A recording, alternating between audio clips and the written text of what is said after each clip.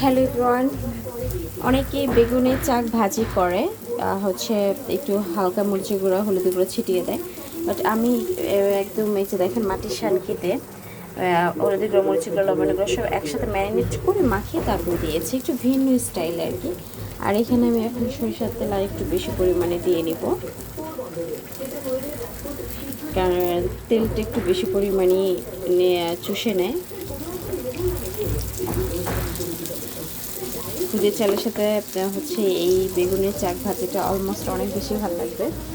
আর এখানে হচ্ছে টাটকা ফ্রেশ ধনিয়া পাতা, রসুন কুচি, পেঁয়াজ কুচি।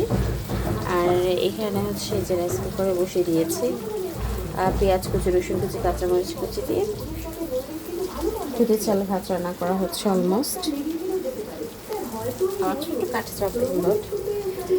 আর এই হচ্ছে আজকে মশলা মাখানো দেখাবো আপনাদেরকে, কীভাবে আমি মশলার তরকারি মাখিয়ে রান্না করি সেটাই দেখাবো, আপনাদের সাথে শেয়ার করব।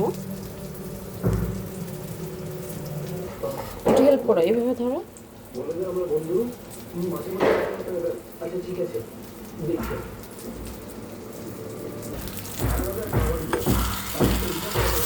বেগুনের চাক ভাজিটা আমি উঠিয়ে দিচ্ছি। কেমন হচ্ছে? লালচে কালার আসছে।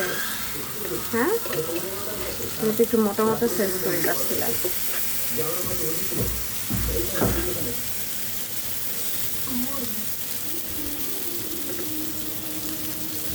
আমি জাস্ট আপনাদের সাথে শেয়ার করবো যে কীভাবে মাখাই। হ্যাঁ, বিসমিল্লাহির রহমানির রহিম। প্রত্যেকটা গাছের শুরুতে বিসমিল্লাহ বলবেন, বিসমিল্লাহ তাআলা রহমত বরকত দেন। আর দোতলায় কাজ চলতেছে যার জন্য এত সাউন্ড হচ্ছে। আমরা একটু বেশি পরিমাণে ঝাল খাই, এই জন্য ঝালটা পরিমাণ মতো নিয়ে নেবেন।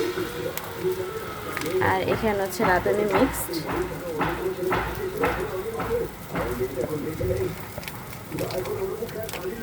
এটাও রাঁধুনি মশলা। এগুলো সব মাংসের মশলা, এগুলো দিলে একটু টেস্ট বেশি। আমার হাজব্যান্ড আবার ম্যাজিক মশলাটা মিশায়।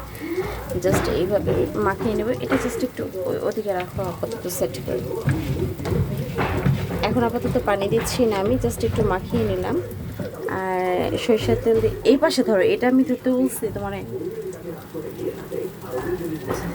একটু বেশি পরিমাণে তেল দিয়ে এটা কষিয়ে নিতে হবে।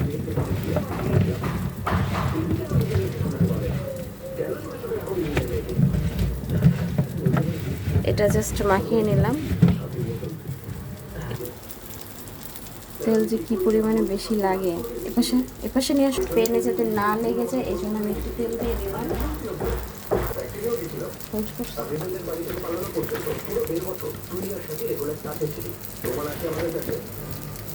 সবগুলো দিয়ে নিচ্ছি।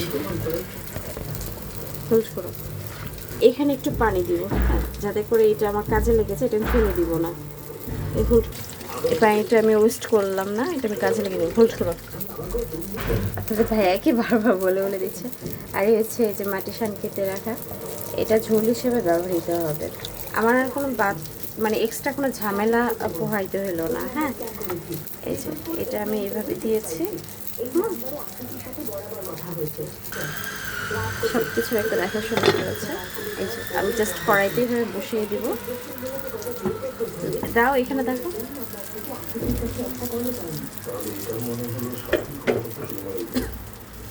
বসিয়ে দিলাম। So guys, thank you for watching my video. Okay, আল্লাহ হাফেজ।